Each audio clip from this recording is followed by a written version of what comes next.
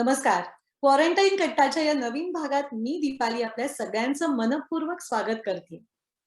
मंडळी, माझ्या 2 मैत्रिणींनी या कोविड काळात एक नवीन व्यवसाय सुरू केला. घर बेफिकर या नावाने प्रॉपर्टी मॅनेजमेंटची सर्व्हिस त्यांनी पुणे शहरातून सुरू केली. पुण्यात ज्यांची घरं आहेत, अशा पुण्यातल्या किंवा पुण्याबाहेर राहणाऱ्या किंवा परदेशात राहणाऱ्या लोकांची त्यांच्या अनुपस्थितीत या घराची देखभाल करणं, त्यांची काळजी घेणं, त्या घराचा मेंटेनन्स करणं, त्या संदर्भातले इतर व्यवहार, कागदपत्र ही सगळी सर्व्हिस घर बेफिकर तुम्हाला देते. घर बेफिकर या सर्व्हिस विषयी अधिक माहिती जाणून घेण्यासाठी किंवा प्रॉपर्टी मॅनेजमेंट या एका नवीन क्षेत्राची ओळख करून घेण्यासाठी आता आपण कट्ट्यावर आमंत्रित करूया मंजिरी ठोंबरे आणि अपर्णा मोहरीर यांना. वेलकम टू क्वारंटाईन कट्टा. मंजिरी, अपर्णा, कशा आहात तुम्ही? आम्ही पुणे सोडून निघालो होतो अमेरिकेला, पण पॅकिंग, मित्रमैत्रिणींच्या गाठीभेटी, व्हिसा फॉर्मॅलिटीज या सगळ्यामध्ये घराची व्यवस्था नीट लावायला वेळच मिळाला नाही. अमेरिकेत पोचल्यावर मित्रमैत्रिणी किंवा आई वडिलांना घराची व्यवस्था लावायला सांगणं काही योग्य वाटलं नाही. मग मला वाटलं, अशी कोणी व्यक्ती नाही का जिच्या हाती मी विश्वासाने घराची किल्ली देऊ शकेल आणि भाडेकरू असताना पण माझ्या घराची काळजी ती व्यक्ती नीट घेऊ शकेल. मग मला जाणवलं, माझ्यासारख्या अडचणी असणारे असे किती जण असतील. कोणी कामानिमित्त पुण्याच्या बाहेर असतील, कोणाला वेळ नसेल, कोणाचे आईवडील वयस्कर असतील, आजारी असतील. परदेशासारखी पुण्यात प्रॉपर्टी मॅनेजमेंटची सेवाच उपलब्ध नाही आहे. आणि या सगळ्या विचारातून जन्म झाला घर बेफिकरचा. घर बेफिकरची सर्व्हिस तुम्ही एकदा घेतलीत की घराचा मेंटेनन्स, साफसफाई, भाडेकरू शोधणे, rent agreement, move in move out inspection या सगळ्या गोष्टी तर आम्ही करतोच. त्याशिवाय घर भाड्याने दिल्यावर सुद्धा घराची देखभाल करतो आणि तेही तुम्हाला कसलाही त्रास न देता. आमचे ऑफिसेस पुणे आणि कॅलिफोर्निया इथे आहेत, तर प्रॉपर्टी मॅनेजमेंटची सेवा पुण्याला उपलब्ध आहे आता. अहो, तेव्हा वाट कसली बघताय? फोन उचला आणि कॉल करा घर बेफिकरला, कारण तुमचा विश्वास हेच आमचं बळ आहे. घर बेफिकर. नमस्कार मंजिरी, नमस्कार अपर्णा. काय म्हणताय, कशात तुम्ही दोघी जणी? मला काय किंवा आमच्या सगळ्या प्रेक्षकांना सुरुवातीला हेच जाणून घ्यायला आवडेल की घर बेफिकर म्हणजे नेमकं काय आहे? आमचं काम म्हणजे आम्ही प्रॉपर्टी मॅनेजमेंट करतो. म्हणजे जे लोकांचे घरं असतात इंडियामध्ये, पुण्यात हे, तर त्यांचे घरं आम्ही ते आधी आई वडिलांना मॅनेज करायला द्यायचे किंवा मित्रांना मॅनेज करायला द्यायचे. त्यामुळे काय व्हायचं की कोणीतरी त्यांना मदत करायचं की अरे जाऊन प्लीज बघा माझं घर ठीक आहे की नाही, की अरे प्लीज माझ्यासाठी टेनंट शोधून द्या, असं व्हायचं. तर आता क्वारंटाईनच्या काळात काय कोणी आपल्या आई वडिलांना किंवा मित्रांना कोणाला म्हणत नाही की अरे जाऊन प्लीज बघा म्हणून. तर मग त्यावेळेस ते आमची सर्व्हिस प्रिफर करतात की अरे हा हे लोक करतात आहे तर यांना सांगू. आता कसं होतं की आम्ही end to end property management देतो. म्हणजे ज्या लोकांना माहिती नव्हतं पॉवर ऑफ अटर्नी कशी द्यायची, घर काय करता येईल, हे मग आम्ही घर व्हिजिट करतो, त्याचे रिपोर्ट बनवतो, फोटो पाठवतो. म्हणजे कम्प्लीट मेंटेनन्स करून घर भाड्याने देणं, हे सगळे काम आम्ही करत असतो. आमचं मुख्य असतं की ओनरला त्रास न देता सगळे अपडेट्स वेळेवर मिळायला पाहिजे. आणि we are the first point of contact for any issue, whether it is society असो किंवा टेनंट असो. तर याच्यामुळे बऱ्याच लोकांना हा फायदा झाला की ओनरला तर फायदा झाला, त्याची प्रॉपर्टी मेंटेन होते. त्याशिवाय सोसायटीला फायदा झाला, कारण सोसायटीचे घर इतके वर्ष बंद होते किंवा कोणी मेंटेनन्स रिपेअरही करायचं असायचं तर कोणी ऍक्सेसिबल नसायचं. ओनरला कुठं शोधायचं आपण? तर आम्ही असल्यामुळे त्यांचे मेंटेनन्सची कामं होऊन जातात. बरेचदा ते ओनर सोसायटीचे फी पण भरत नाही, सोसायटी मेंटेनन्स फी. तर ह्याच्यामुळे काय झालं की सगळं स्ट्रीमलाईन होत आहे. नेबर्स खुश आहे कारण प्रॉपर्टी मेंटेन आहे, नाही तर बंद प्रॉपर्टी नेहमी असं वाटतं की खूप घाण होऊन जाते. तर त्यामुळे ओनर खुश, नेबर्स खुश, आणि आमचे टेनंट्सही खुश, कारण आम्ही ब्रोकरेज चार्ज नाही करत त्यांना. तर आमच्याकडे डायरेक्ट टेनेंट्स येतात प्रॉपर्टीज घ्यायला. बरोबर. आणि ह्यामुळे काय झालं की लोकांना खूप सोयीस्कर वाटायला लागलं की मला इथे घर बसल्या बसल्या आम्ही 360 डिग्री फोटोज देतो. तर हो. त्यामुळे बरेच लोक असे आहे की त्यांनी घर सुद्धा पाहिलं नसतं त्यांचं, हं. पण ते जेव्हा ते फोटोज पाहतात तर त्यांना इतका आनंद होतो की अरे माझं घर असं दिसतंय. तर ह्या गोष्टीचा खूप फायदा सगळ्यांना झाला. नाही खरंच आहे. म्हणजे मला असं वाटतं, की फक्त परदेशात स्थित असलेल्या लोकांनाच नाही, तर पुण्यात सुद्धा ज्यांनी ही प्रॉपर्टी घेतली आणि त्यापासून काही अंतरावर राहतात किंवा भारतातही इतर ठिकाणी किंवा कुठेही जास्त अंतरावर राहत असलेल्या अनेकांना तुमच्या या सर्व्हिसचा फायदा आहे. पण मग मला हे जाणून घ्यायला आवडेल, की अशा प्रकारची सर्व्हिस किंवा घर बेफिकर या मुळातच संकल्पनेचा जन्म कसा झाला किंवा ही कल्पना तुम्हाला कशी सुचली? मी आफ्रिकेत राहत होती. मी 25 वर्ष तिथे राहिली. पहिले आम्ही फर्निश्ड अपार्टमेंट्स मध्ये आपण राहतो. काही काम नसतं, काही नसतं. तर त्यामुळे लाईफ इज व्हेरी इझी, की ओनरला सांगितलं की झालं काम संपलं. मग साऊथ आफ्रिकेत आल्यावर घर घेतलं. त्याच्यानंतर काय झालं, की तुम्हाला मग मेंटेनन्स कसं करायचं हे लक्षात येतं. काय-काय आणि जर तुम्हाला इंटरेस्ट असला, तर मग तुम्ही त्याच्यात आणखीन घुसत जाता. हो. पहिले तर मग स्वतःच्या घराचं मेंटेनन्स करून घ्यायची. खूप चेंजेस केले, सगळं झालं. मग शेवटी असं झालं नवरा म्हणाला, की "आता बास, घरात नाही अजून." तर मग सोसायटीची मेंटेनन्स करायला लागली. तर हळू करता याच्यात खूप आवड निर्माण झाली. मग इथे आल्यावर असं झालं, की आता मला आमचे घरं होते इथे. तर ते मॅनेज करायची. मग कोणीतरी म्हटलं, की "अरे माझंही थोडंसं काम करून देते का?" मी म्हटलं, "अरे लोकांना याची गरज आहे अशा काम करून घेणाऱ्याची." म्हणून मग मी म्हटलं, की "अरे चला आपण सुद्धा हे करायला काही हरकत नाही." तेव्हा माझ्याकडून म्हणजे मग मला वाटलं, की अरे हां, हे चांगलं काम आहे. I started looking for a partner. तेव्हा मला मंजिरी भेटली. तर आणि मंजिरी तुझा माझं एक्सपिरियन्स. असं झालं की मी बरेच वर्ष पुण्यात होती. सॉफ्टवेअरमध्ये काम केलं मी. आणि त्यानंतर आम्ही जेव्हा अमेरिकेत आलो, तर इथनं मी माझे घरं मॅनेज करायचे. आणि रिमोटली मॅनेज करताना खूप त्रास होतो. तुम्हाला हो. सारखं फोन करावे लागतात, फॉलोअप घ्यावे लागतात, लोकांची मदत घ्यावी लागते. मग इथे मी पाहिलं की अरे property management services professional services आहे. ज्याच्यामध्ये तुम्ही घर त्या मॅनेजमेंटला दिलं, की ते टेनंट शोधण्यापासनं, इन्स्पेक्शन्स करण्यापासनं, मेंटेनन्स वर्क सगळं करून देतात. तुम्ही फक्त रेंट घ्या आणि आराम करा. बाकी सगळीची कामं ते पाहतात. तर जेव्हा मी आणि अपर्णा बोललो याबद्दल, आम्हा दोघींना वाटलं की असे किती लोकं असतील ज्यांनी घरं बंद ठेवली त्यांची आणि कोणी पाहिला नाहीये. नुसतं इन्व्हेस्टमेंट म्हणजे डेड इन्व्हेस्टमेंट झालं जर का तुम्ही त्याच्यातनं काही रेंट नाही मिळत आहे, मेंटेनन्स तर भरतात आहे, टॅक्स भरता आहे. तर प्रॉपर्टीनी स्वतःची काळजी घेतली पाहिजे. एवढं तरी झालं पाहिजे. तर आम्हा दोघींना असं वाटलं आणि मग आम्ही घर बेफिकरची सुरुवात केली. अरे वाह! म्हणजे अ, तुम्ही सांगताय याच्यावरनं कळतंय, की ही इतकी अभिनव कल्पना आहे आणि हे अत्यंत जबाबदारीचं काम आहे आणि तुम्ही दोघी ते प्रामाणिकपणे करताय आणि पूर्णपणे तुम्ही दोघींनी या व्यवसायात झोकून दिलेलं आहे. त्यासाठी खरंच तुमचं कौतुक करावं तेवढं थोडंच आहे. पण मग अपर्णा ताई मला माहिती आहे, की तू पुण्यात आहेस आणि मंजिरी कॅलिफोर्नियात आहे आता. तर अपर्णा ताई तिथली घरं किंवा आपल्याला जेव्हा फिजिकली त्या प्रॉपर्टीवर जाऊन तिकडे काय स्थिती आहे, तिथे काय मेंटेनन्स करायचंय, हे जेव्हा तुला जाऊन स्वतः तिथे बघावं लागतं आणि तिथे जे काही काम करायचंय त्यासाठी मदतनीस शोधायला लागतात. त्यासाठी त्या लोकल लोकांशी तुला कनेक्ट व्हावं लागतं. तर यासाठी तुला नेमकी काय चॅलेंजेस येतात? म्हणजे हे क्षेत्र पूर्णपणे मेल डॉमिनेटेड आहे.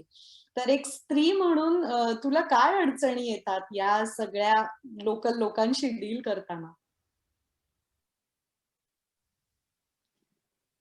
अ, हे हे क्षेत्र मेल डॉमिनेटेड आहे ही गोष्ट खरी आहे. पण काय असतं की it is an unorganised sector त्यामुळे बायका जास्ती यायला बघत नाहीये या क्षेत्रात. आणि on top of it maintenance मध्ये नसतात आपल्या इकडे. कारण की प्रत्येक वेळेस पावलोपावली जेव्हा तुम्ही कोणाकडून काम करून घेता, तेव्हा पहिल्यांदा तुम्हाला त्यांना दाखवावं लागतं की अरे मला सुद्धा याच्यातलं कळतं म्हणून मी बोलते.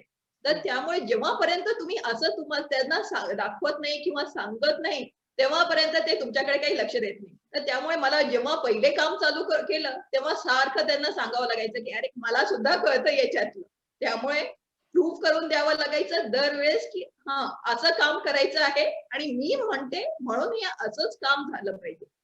तर थोडासा त्रास होतो, पण लोकांना मग जेव्हा लक्षात यायला लागतं की तुम्हाला सुद्धा याच्या फील्ड मधलं कळतं, तर मग तेवढं मग ते त्रास देत नाही. पहिले आम्हाला लोकांकडे जाऊन म्हणावं लागायचं की अरे बाबा प्लीज हे असं करून द्या वगैरे. आता तसं होत नाही. आता सरळ वेंडर्सच म्हणतात की अरे मॅडम तुमच्याकडे अजून काम नाही आलं का? मला हे काम करायचं होतं. आहे का कोणचं घर तुमच्याकडे? आता असं झालेलं आहे. त्यामुळे पहिले कोणत्याही बिझनेसमध्ये तुम्हाला थोडासा त्रास होतो, पण थोडं त्याच्यानंतर मग तुम्हाला त्याच्यात सवय होऊन जाते. आता पहिले आता आम्ही एजंट नाहीये. तर जेव्हा आम्ही प्रॉपर्टी रेंट आउट करायला लोकं आमच्याशी बोलायचे, तर ते म्हणायचे, तुम्ही एजंट ना?" आम्ही म्हणायचो, "नाही, आम्ही प्रॉपर्टी मॅनेज करतो. आम्ही एजंट नाही." तर त्यांना हे कळत नाही की प्रॉपर्टी मॅनेजर्स आणि एजंट मध्ये काय फरक असतो. तर जेव्हा आता आम्ही म्हणजे कसं की पूर्ण त्यांना सर्व्हिस देतो. जेव्हा ते टेनंट म्हणून आमच्या घरात राहायला येतात, तेव्हा त्यांना हा डिफरन्स जाणवतो की आम्ही किती काम करतो. म्हणजे त्यांना असं वाटायचं की अरे हां, मला या घरात राहायला जायचं आहे. तर आता यांनी मला घर दिलं, तर आता यांचं काम झालं. तर आमचं काम झालेलं नसतं. आम्ही सोसायटीशी बोलून त्यांचं मूव्ह इन करणं, सोसायटीमध्ये काय पेपरवर्क लागतं ते प्रोव्हाइड करणं आणि मग त्यांचं आतमध्ये जाणं किती हेल्पफुल म्हणजे किती सोपं करून देतो हे त्यांच्या नंतर लक्षात यायला लागलं. घरात गेल्यावरही काही प्रॉब्लेम्स आले तर ते सरळ फोन करतात की अरे हां, आमच्या घरात हे प्रॉब्लेम्स आहेत. आम्ही जाऊन बघतो, ते मेंटेनन्स करून देतो. आता काय झालं की पहिले आता जे टेनंट्स आमच्या घरात राहतात तेच म्हणतात की अरे माझा मित्र किंवा माझी मैत्रीण या एरियामध्ये घरं शोधतात. आहेत का आपल्याकडे काही घरं? तर त्यामुळे आता ते सुद्धा आमच्याकडे डायरेक्ट अप्रोच व्हायला लागले. So these are the changes that you see in the म्हणजे आता हळूहळूच होणार ते एकदम काही सगळ्यांना लक्षात येत नाही, पण हळूहळू चेंजेस जाणवायला लागले. नाही खरंय. म्हणजे ही पण एक छान गोष्ट आहे की अपर्णा तू पुण्यात आहेस आणि मंजिरी इथे कॅलिफोर्नियात आहे आणि तुम्ही दोघी वेगवेगळ्या टाइम झोन मध्ये आहात. 7 समुद्रापार दोघी वेगवेगळ्या देशात आहात. टाइम डिफरन्सेस आहेत, सगळं आहे. म्हणजे एकीकडे दिवस असतो, एकीकडे रात्र असते आणि तरीही तुम्ही दोघी जणी पॅरलल ट्रॅक वरती सगळ्यांना कनेक्ट होत असतात, सगळ्यांचे कॉल्स घेत असतात, त्यांना बरोबर वेळच्या वेळी त्यांच्यासाठी अवेलेबल होत असतात आणि खरोखरच इतकं लोक अगदी डोळे झाकून तुमच्याकडे घराची चावी देतात आणि प्रामाणिकपणे तुम्ही ती जबाबदारी पूर्ण करता आणि त्यांना एक विश्वास देता. तर म्हणजे अपर्णाताईला मी जसा प्रश्न विचारला तसाच प्रश्न मला तुलाही विचारायला आवडेल की परदेशात असलेल्या अनेकांना ज्यांना ट्रॅव्हल करून पुण्यात जाणं शक्य नाहीये, पण त्यांना त्यांच्या घरासंदर्भातली काही कामं असतात की कायदेशीर कागदपत्र तयार करणं किंवा बाकी कुठल्याही अशा ज्या सरकार मान्य गोष्टी आहेत, तर त्यांना त्या इथे घरबसल्याही तू करून देतेस. तर ते काम तू कशा प्रकारे करतेस? प्रॉपर्टी मॅनेजमेंट किंवा घराच्या विषयी लीगल डॉक्युमेंटेशन खूप इम्पॉर्टंट असतं. हो. आणि बरेचसे आमच्याकडे जे क्लायंट्स येतात ते फर्स्ट टाइम ओनर असतात. त्यांनी कधी प्रॉपर्टी रेंट केली नसते, तर त्यांना प्रोसेस सुद्धा माहित नसते की इंडियामध्ये कशी प्रॉपर्टी रेंट करतात. आणि मुख्य म्हणजे महाराष्ट्रामध्ये आम्ही ऑनलाईन रजिस्ट्रेशन करतो रेंट अग्रीमेंट. तर ज्या लोकांचे डॉक्युमेंटेशन आधार कार्ड, पॅन कार्ड आहे, तर त्या लोकांना ऑनलाईन रजिस्ट्रेशन करता येतं. तर ही सर्व्हिस मी इथे US मध्ये 5 ठिकाणी देते. टेक्सासला आहे, बे एरियामध्ये, न्यू जर्सीला आहे, नॉर्थ कॅरोलिना आणि अटलांटाला. आणि तर ह्या सोयीमुळे काय झालंय की लोकांना विदाऊट कोणावर डिपेंड होता, त्यांच्या नातेवाईकांवर डिपेंडन्सी नाही राहिली आहे. ते स्वतः आपले अग्रीमेंट्स करतात आणि कोणालाही त्रास न देता आपलं प्रॉपर्टी मॅनेज करतात. याशिवाय बाहेरचे इतर देशांचेही आमच्याकडे क्लायंट्स आहेत, आमच्याकडे नेटवर्क आहे. तर ज्यांना ही सर्व्हिस पाहिजे असते, प्रॉपर डॉक्युमेंटेशन असेल, त्यांचं आम्ही तिथे रजिस्ट्रेशन जिथे शक्य असेल तिथे करून देतो. ज्यांचे डॉक्युमेंट्स नाहीये तर त्यांना पॉवर ऑफ अटर्नी द्यावी लागते. मग पॉवर ऑफ अटर्नी कशी द्यायची? रेंटसाठी पॉवर ऑफ अटर्नी वेगळी असते, सेल करायची असेल तर वेगळी असते. आमच्याकडे सुरुवातीला आम्हाला त्रास झाला कारण आम्हाला माहित नव्हतं प्रोसेस. मग आम्ही लॉयर बरोबर बसून सगळी प्रोसेस समजली आणि आम्ही लॉयर बरोबर आमच्या क्लोजली काम करतो. काही अडचण आली तर आम्ही लॉयरचा कन्सल्टेशन घेतो. त्यांना आमच्या क्लायंट्सला सगळ्या प्रकारची मदत करतो. कधी कधी तर पॅन कार्ड सुद्धा नसतो लोकांकडे आणि विदाऊट पॅन कार्ड प्रॉपर्टी तुम्ही रेंट नाही करू शकत. तर म्हणजे अगदी पॅन कार्ड कसा काढायचा, आधार कार्ड कसा काढायचा, मग इलेक्ट्रिसिटी बिल्स कसे भरायचे, प्रॉपर्टी टॅक्सेस कसे भरायचे. इवन मी आमच्या वेबसाईटवरती ब्लॉग्स टाकले आहेत की तुम्ही प्रॉपर्टी विकत घेता तर त्यावेळेला काय चेक पॉइंट्स आहेत. तर हे सगळं नवीन प्रॉपर्टी घेताना तर असे बरेचसे माहिती आम्ही वारंवार अशी देत राहतो. आणि क्लायंट्सही आमचे जे आहेत, जसं तू म्हणाली की डोळे बंद करून विश्वास करतात किल्ली, तर खरंच करतात. आमच्याकडे क्लायंट्स येतात तर ते अगदी पोस्टाने कुरिअरनी आमच्याकडे किल्ली येते ऑफिसमध्ये. तर हा विश्वास कसा झाला? कारण आम्ही क्लायंट्सचे रेफरन्सेस देतो. जेव्हा इन्क्वायरी येते माझ्याकडे तर मी त्यांना रेफरन्सेस देते. त्यांना म्हणते की तुम्ही रेफरन्स चेक करा तरच आमची सर्व्हिस घ्या. आणि इतके आमचे क्लायंट्स खुश आहे की त्यांना ते म्हणतात, मला तर एकाने म्हटलं की one stop shop for property management service आमच्या घर बेफिकरता. आणि एक क्लायंट मला म्हणते की अरे तुझ्याशी बोललं ना की यू आर एन्झायटी रिलिव्हर. ती फर्स्ट टाइम प्रॉपर्टी रेंट करत होती तर तिला सारखी काळजी की अरे माझी प्रॉपर्टी कशी असेल, मला सारखा फोन यायचा. तर जेव्हा तुम्ही खूप क्लोजली चांगली सर्व्हिस देता तर लोकांचा विश्वास बसतो तुमच्यावर. पण मग आता तुम्ही सांगताय ते ऐकताना सुद्धा मजेशीर वाटतंय. तर असे लक्षात राहिलेले काही मजेशीर अनुभव आहेत का तुमच्याकडे जे आमच्याशी तुम्हाला शेअर करायला आवडेल?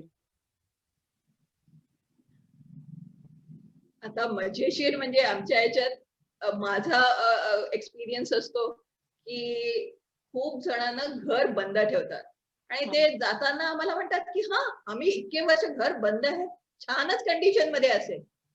तर असं असं आम्हाला कोणीतरी एकाने किल्ली दिली आणि म्हटलं की घर छान आहे. तर मी म्हटलं की ठीक आहे, आता हे म्हणतात आहे घर छान आहे.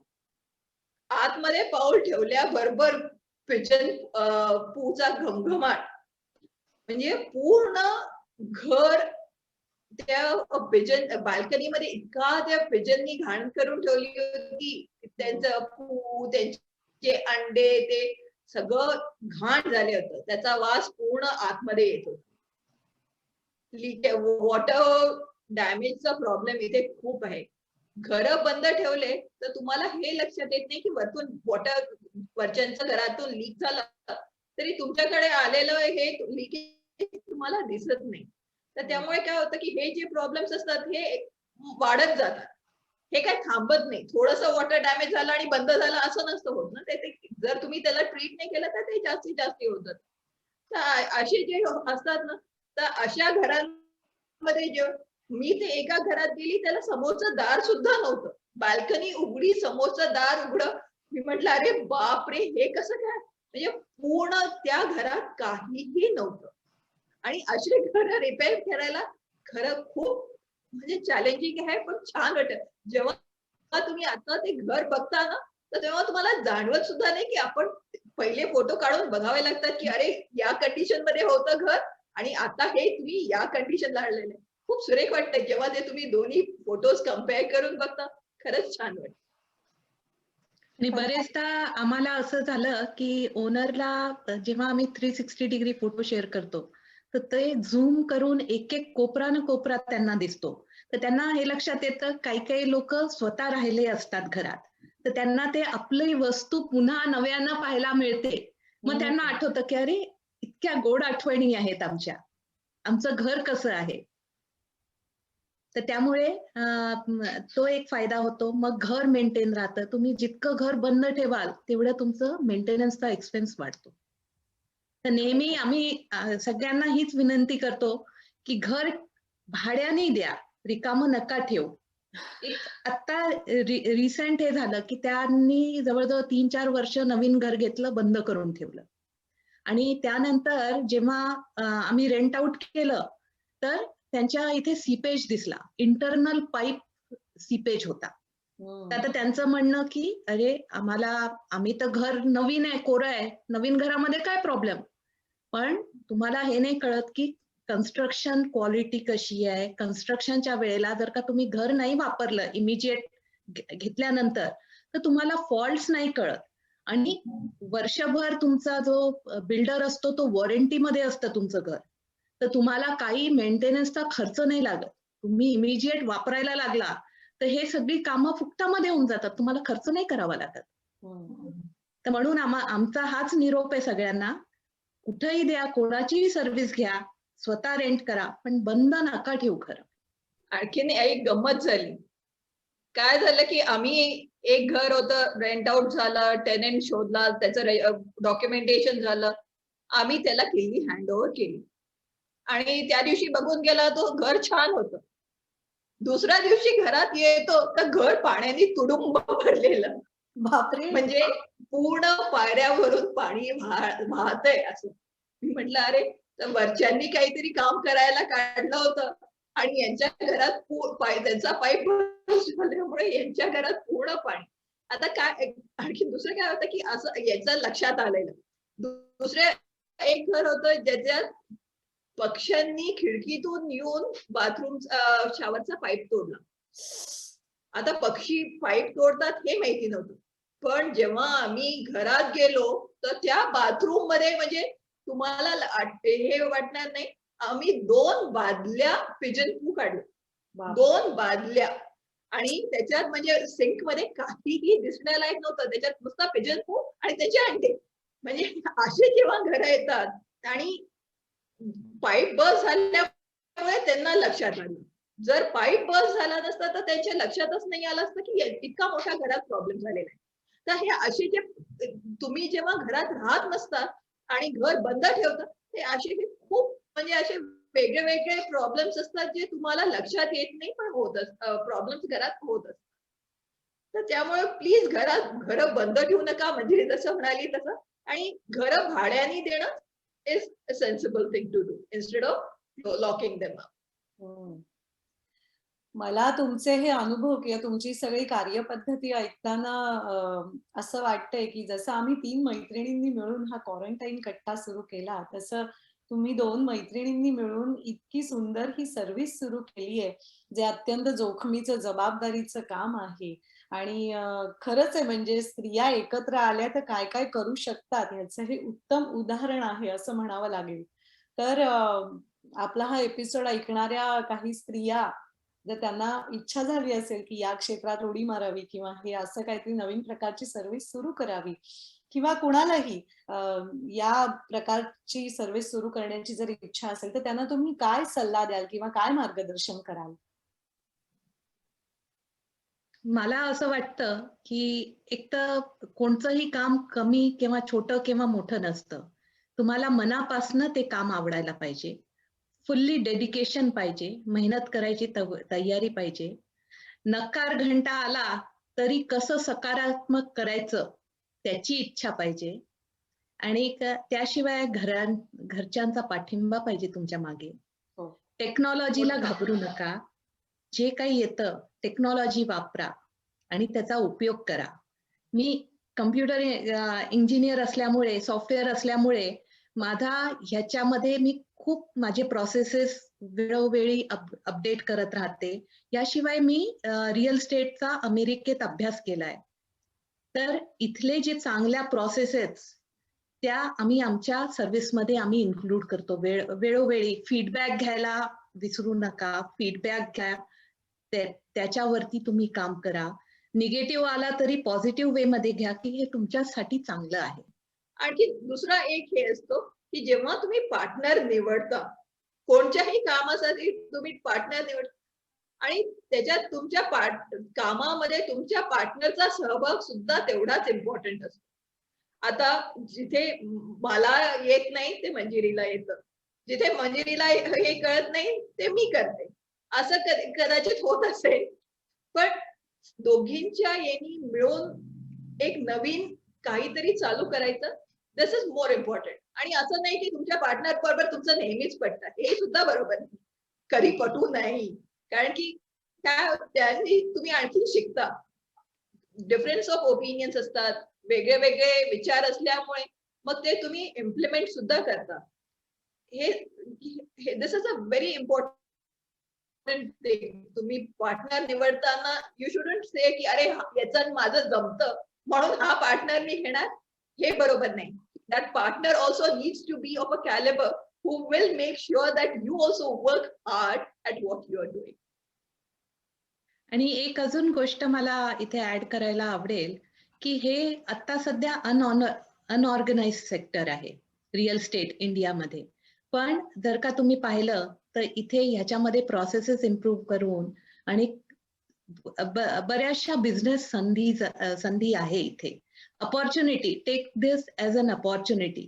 चांगलं काम करा, चांगलं शिका आणि चांगली सर्व्हिस द्या. खरंय. तुमची ही संपूर्ण कार्यपद्धती, तुमचे अनुभव हे सगळ्यांना खूपच मार्गदर्शनपर ठरतील यात शंकाच नाही.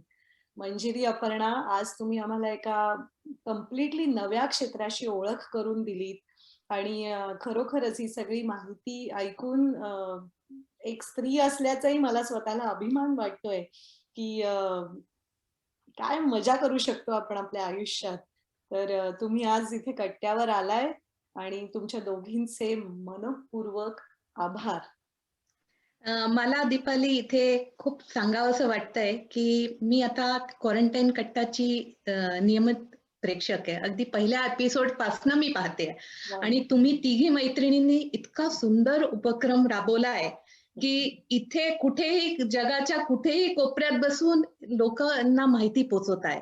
अगदी मी पहिल्या शो पासनं मी तुमचा पाहते आहे एपिसोड आणि ज्या चिकाटीने तुम्ही वेळोवेळी वेगळे वेगळे रंग घेऊन येतात तुमच्या क्वारंटाईन कट्ट्यावर, ते खरंच खूप छान आहे. आणि असंच तुम्ही लोकांपर्यंत हे पोचवत राहा. आता हा तुमचा नवीन क्षेत्र लोकांपर्यंत पोचतील आहे. अजून काय बिझनेस अपॉर्च्युनिटीज लोकांना कळतील आहे. तुम्हा तिघींना आमच्यातर्फे खूप खूप शुभेच्छा. आणि तुम्हा तिघींनाही आम्हाला क्वारंटाईन कट्ट्यावर बोलवण्यासाठी खूप खूप धन्यवाद. वा वा वा वा. धन्यवाद अपर्णा, धन्यवाद मंजिरी. आणि आमच्या तिघींतर्फे तुमच्या घर बेफिकरला सुद्धा खूप खूप शुभेच्छा. मंडळी, आजचा भाग कसा वाटला आम्हाला कमेंट सेक्शन मध्ये नक्की सांगा. आणि तोपर्यंत घरीच राहा, सुरक्षित राहा, मास्क लावा, काळजी घ्या आणि घर बसल्या आमचा हा क्वारंटाईन कट्टा एन्जॉय करा. Bye bye.